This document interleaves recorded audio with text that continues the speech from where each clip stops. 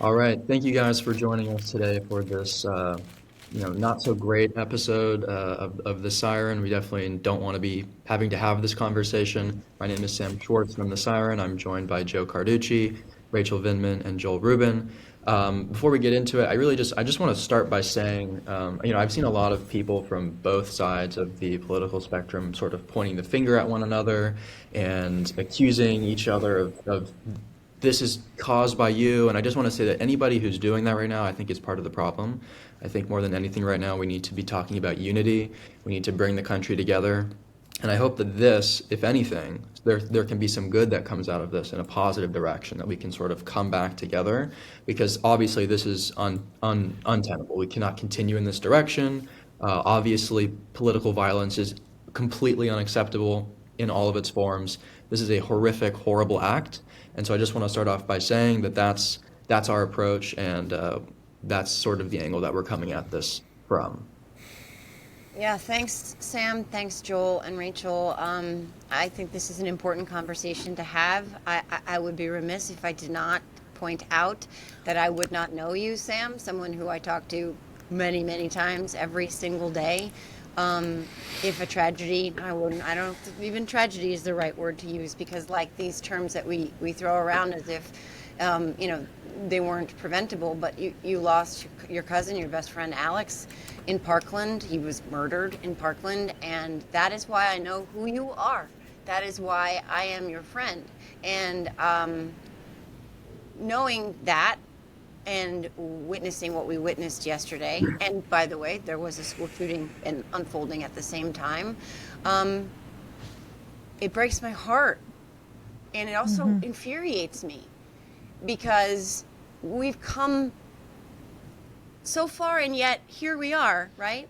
Being pulled back, pushed back into this place where this is a reality that we have to accept. And I don't want to accept it. I refuse to accept it. And that's just, as a mom, as a human being, like, whether or not you like Charlie Kirk, which I didn't, whether or not you agreed with Charlie Kirk, which I never did, that was a human being who was taken from his family. And I'm having a really hard time with some of the responses that are coming from both sides. Oh, same. From Mars. Yeah. From Mars, too. I think mostly from ours, to be honest. Sorry to interrupt you, Sam, but yesterday I was speechless for a while trying to process it. Then I posted, I was heartbroken. I put it on Threads. It was up for 8 minutes. The responses from the left were so horrible that I deleted my post. And because I didn't want on something that I said to see people say things so ugly. And then I deleted the apps from my phone. I didn't delete my accounts, but I deleted the apps from my phone, and that's it. I didn't look at social media for the rest of the evening, because I cannot handle that kind of ugliness. And maybe, but at some point we're going to have to acknowledge this, maybe next week, maybe, later, we're going to have to talk about this further. But I will say, I'm not too proud to say that what I saw was absolutely disgusting, and it was from our side. And that's a lot. Yeah, not to interrupt you, Joel, but there has been a lot of finger pointing on both sides. I've seen it from leftists, like far left activists. I've seen it from people on the right. Currently, Twitter right now is full predominantly of prominent MAGA accounts calling for a civil war. Libs of TikTok is saying that we are at war. Someone, I think Steve Bannon, said that Charlie Kirk is a casualty of war. And I think that sort of talk has led us to this moment, and it's completely counterintuitive to what we need to be doing right now. Like, this is a horrible, horrible instance. I think we're forgetting that his wife and children watched as he was killed. And so did all of the 2,000 to 3,000 students who watched someone be assassinated in front of them. And it really reminded me of, like, this is every day, right? This is an insane occurrence. It's not every day that we see a prominent political figure be assassinated, but this is gun violence, right? And so this stuff happens every day. Yesterday, Charlie Kirk was one of the 120 people who die every day due to gun violence. And it reminded me of Parkland, which, as Joe was saying, I lost my cousin in that shooting. all of those students who watched him and the 16 other people be shot and killed, and the 17 other people who were shot and thankfully survived, all of those people have trauma for life, right? And so I think that's sort of what we're forgetting here. I think more than anything right now, we should be trying to come together as a country and not point fingers and not say that we're in a civil war. I think that stuff is just totally going to lead us even into a deeper, darker place right now. Yeah, I hear you on that. I agree with that, and I'm trying to think of a few different ways that this affected me yesterday, as well as the repercussions for our society. And I watched an interview of Speaker Mike Johnson, who actually echoed what you just said, Sam. And when there was a bit of a kerfuffle on the floor in the House, he basically didn't attack anybody for it. In an interview, he was very calm. I think it was CNN, and he did a good job of trying to use unifying language. And I got to tell you, with Charlie Kirk, watching him engage, I would watch his social media posts of these debates, and I always thought, wow, that guy has guts to go out there in full public view and debate in the hardest issues with people on campus. And that's, to me, the human tragedy and the tragedy you're describing. All of these are tragedies, but also a major, I'll call it the biggest tragedy, is what I was going to say, is that this now means that we can't even have civil dialogue and debate over ideas when we're clashing in the intellectual, kind of like turmoil of the moment, and then walk away from each other alive. Is that where we are right now? And I'll make it personal for all of us here as people who are on TV or in the social media and doing blogs and doing podcasts. I was interacting last night with someone who's on the other side of the aisle on this. And you know what he said to me? He said, "Am I next?" This should never be the way we think. We should not think about worrying about whether we're going to get shot because we're going to have opinions. That's antithetical to America. And so, to your point, Sam, I'll just finish up with this. For people who seem to be reveling in the moment by spewing more hate on the left and on the right, all of those people need to shut up and be human beings and think about what would their children say. I know. I'll just elongate one more. I know what one of my kids said, a high school child. She said that she had empathy for him and his family, and she saw other people not exuding empathy.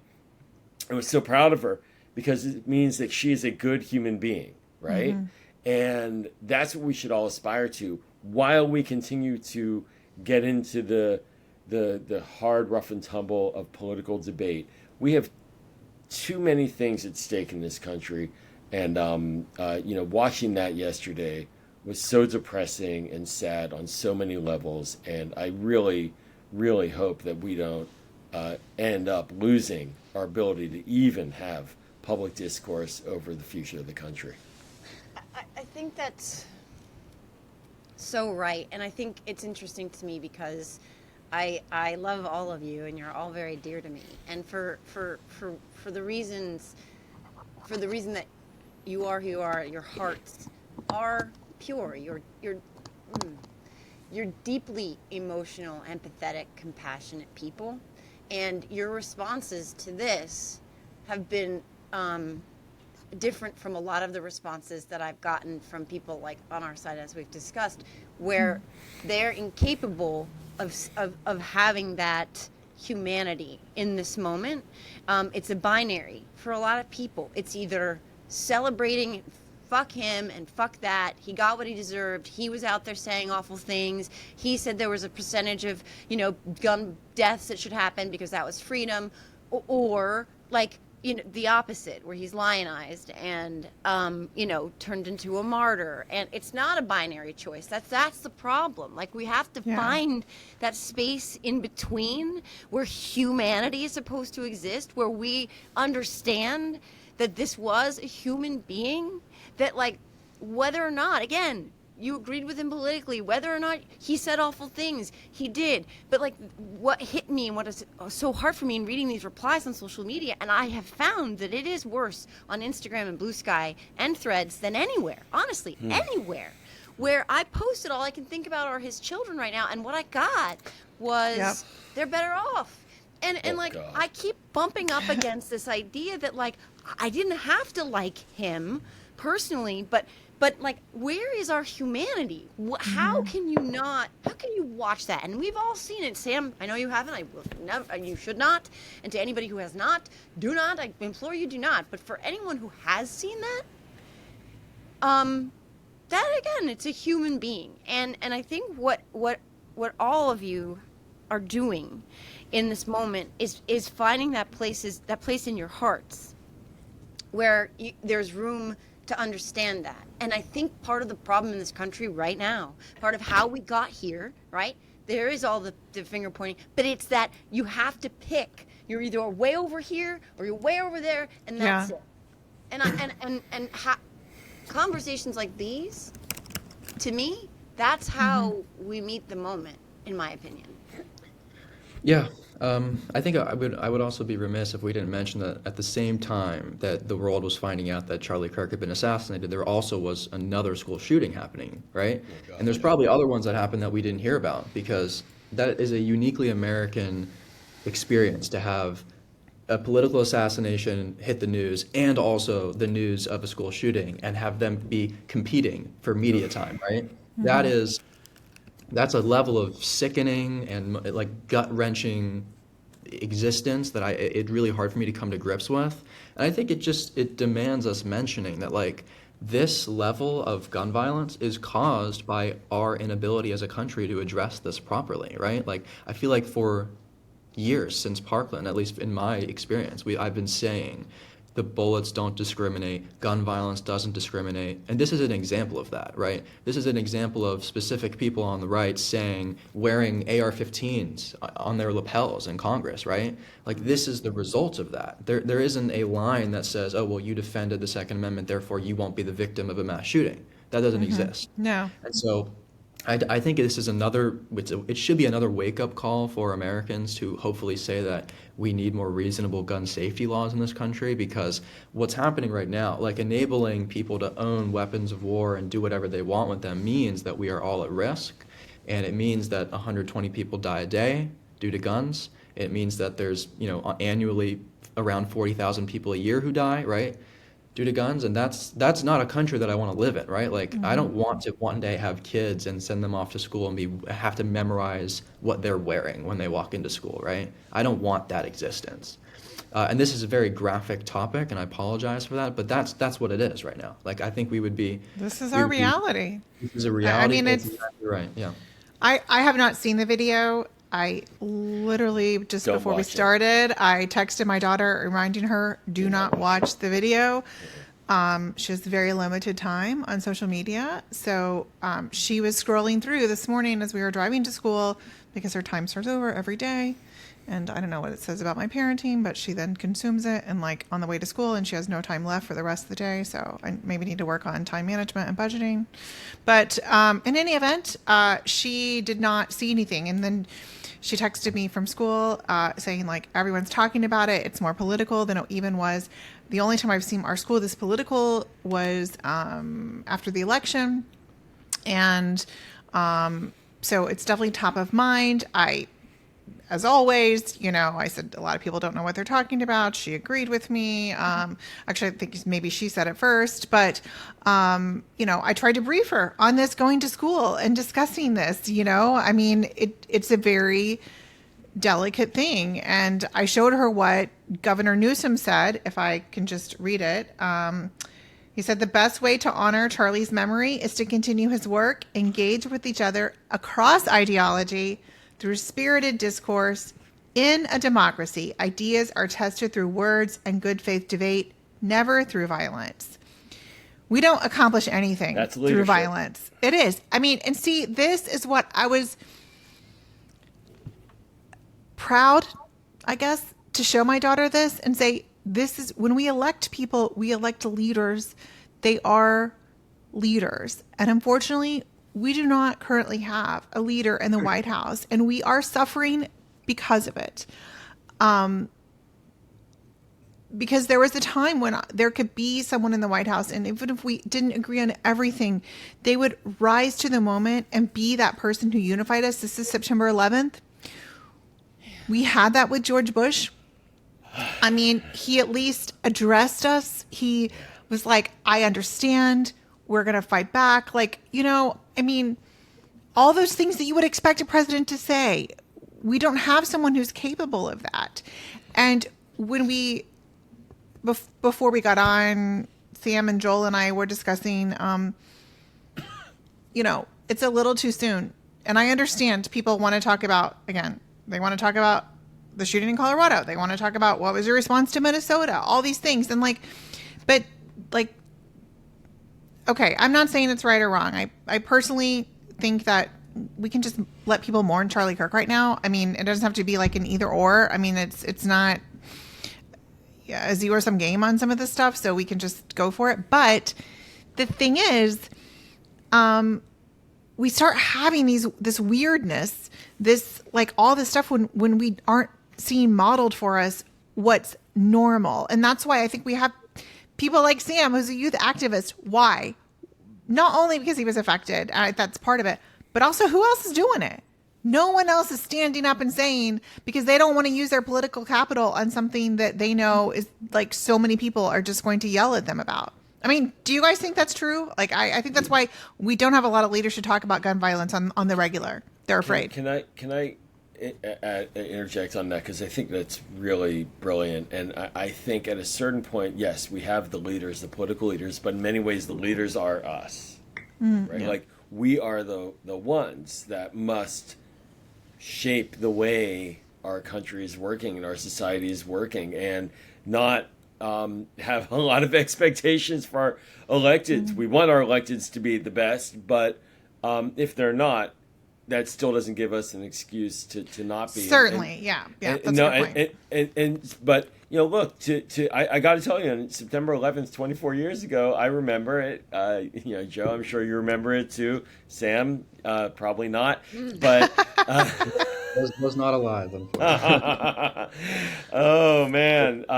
There was that moment when President Bush and Tom Daschle gave a big bear hug on the Senate floor, and that was genuine. And I know deep down there, a lot of Americans really long for that moment of empathy and understanding, and still, debate and vigorous discourse and whatnot. But I wanted to add one thing before I forget, because I'm over 50. I forget things a lot.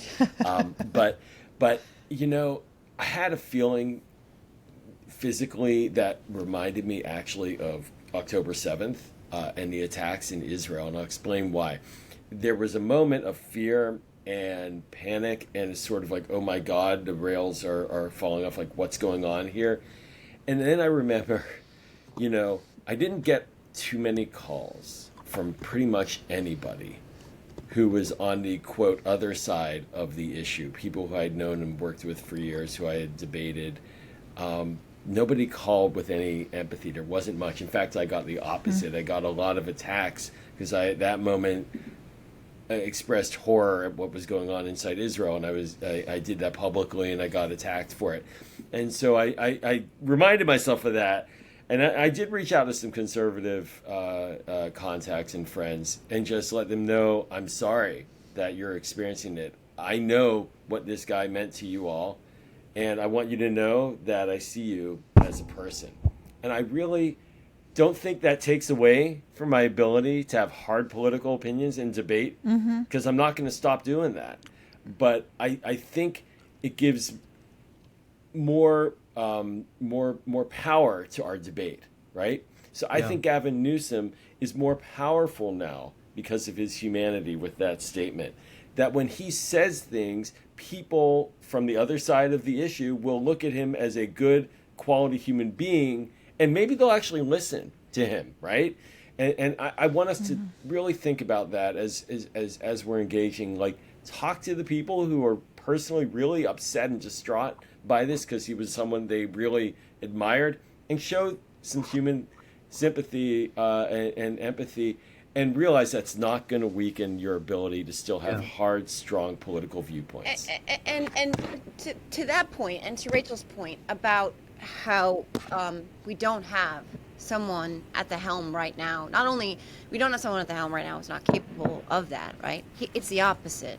This is someone who has perpetually poked, prodded, primed, stoked, poured gasoline on the fire, the fires that he lit, right? We know that about Donald Trump. And a lot of how we've ended up here does lay at his feet.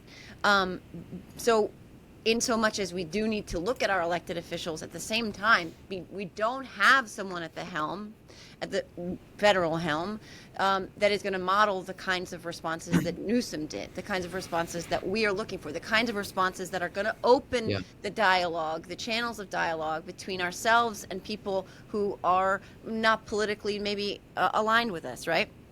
So it does have to come down to us, and then that's very important. But it would also be remiss if we said that we have to stop calling that out, right? This is the other part of this, where they do want to gaslight. And when Newsom posted that, just like any one of us posted anything, a lot of the replies were, this is you, this is blood on your hands, you did this, etc., right? So like, it's good that he's doing that, but it is incumbent upon us to find that place in ourselves, because Donald Trump's certainly not going to do it. And by the way, to Mike Johnson, I agree that what he said was the right thing to say, but Mike Johnson also said not so long ago that Gavin Newsom should be tarred and feathered. So like, we just, the vitriolic rhetoric needs to be toned down, period, right? I mean, we saw what happened on the House floor, where Luna said that this is your fault because the Democrats didn't want to partake, some of them, in a moment of silence for Charlie Kirk, etc. But yeah, it is very much incumbent upon us to call this out, but to model the kinds of behavior that Gavin Newsom's comments and Gavin Newsom's statements that they put forth. And I'll just say this last thing. Yesterday, I was recording a podcast with Senator Padilla in real time as the news of Charlie Kirk's passing came in, and he told me, I didn't know. He got it handed to him from a staffer, and then I wanted to close our conversation, because the shooting had happened, with some thoughts about, what had happened, and he told me, and my instantaneous response was to cry. It was to cry. Not because I that's why we love you, Joe. Well, and Senator Padilla was also very emotional. But the thing is like, because none of us wants this world for ourselves, for our loved ones, for each other, for our children, for anybody that was there that day, for anybody who loves Charlie Kirk, for anybody who's telling me that I should die now. I don't want this world for them either. Yeah. You know what I mean? And that was I don't want anyone to have death threats. It sucks. Right. We get death threats all the time. I know Joe gets death threats. I mean, I am so tired of death threats and having the conversation and like having to. I've gotten so death tired threats of for it. saying that we should have less gun violence. Can you believe that? Like, me saying that mass shootings should not happen anymore has resulted in me having death threats. I said I disavowed this violence, and I was told, this was it, your words caused this, you need to die. Like, make sense of that. You know what I mean? Like, I'm saying I don't want this violence, and then you're saying, you used your words to incite this violence, now you should die. They're saying that the very thing they're accusing me of doing, they're doing to me. Well, I'll just say before we have to end that, to Joel's point, showing sympathy and condolences for what happened yesterday, that doesn't mean that you have to agree with everything that Charlie Kirk said. I think that's something that people are not grasping. Charlie Kirk said some really awful, reprehensible things. He says a lot of things that I completely disagree with, and I could still show empathy and respect and give my condolences to his family and his friends and people that admired him. If we don't do that, we've lost the country. We've lost everything. Okay? Like, it's not an acceptable way to move forward. We will end up in a very, very dark place. And to that point, I think that our current leaders in the White House right now, they're not meeting the moment. When this happened, I said, maybe Donald Trump will come out and show some unification here, and he'll say this is unacceptable. Maybe he'll try to bring the country together, as every president in my lifetime 100% would have done, even the ones that I do not agree with. But instead, the president of the United States took to the airwaves last night to essentially call for the purging of the opposition party, right? He said that we're going to go after left-wing organizations. He said we're going to go after essentially Democrats. Nancy Mace, right after the news broke, said that, what did she say? That Democrats own this? Yeah. That's Yeah. completely insane. We have no motive. We have no shooter. There's no suspect. There's nothing has been found. They don't know anything about this person. And this is, instead of trying to de-escalate, it is only amping it up and using it as an excuse. And I mean, we'll see what happens with that, but it is very dangerous. I think that's a very important message to continue to point out. This is not a whataboutism. This is how you're responding to this.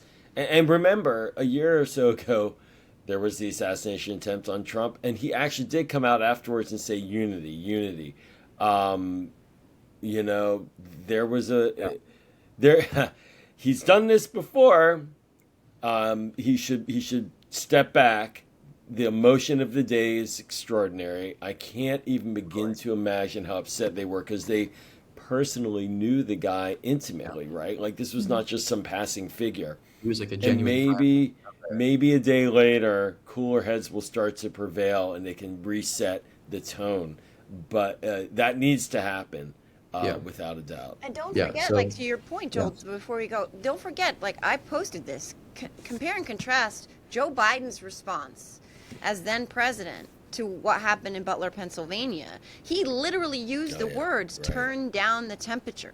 He used those words. He did meet that moment just the way Rachel said. You know, he did meet the moment to the extent that he was trying to diffuse this bomb. He was trying to calm the waters and to say the political violence, any kind of violence, should not be condoned in any way, and that we need to tone back the language. He did that, and he and Donald Trump had been battling for how long, right? Like, Donald Trump has been less courteous by far about everything related to Joe Biden, including his cancer diagnosis, which came much later, but still, Joe Biden did do that. He did model that behavior in that moment, and we need to sort of embrace and encourage and appreciate, as we've all done, the leaders who are meeting that moment right now, which many Democrats have. Gavin Newsom, for sure, absolutely has.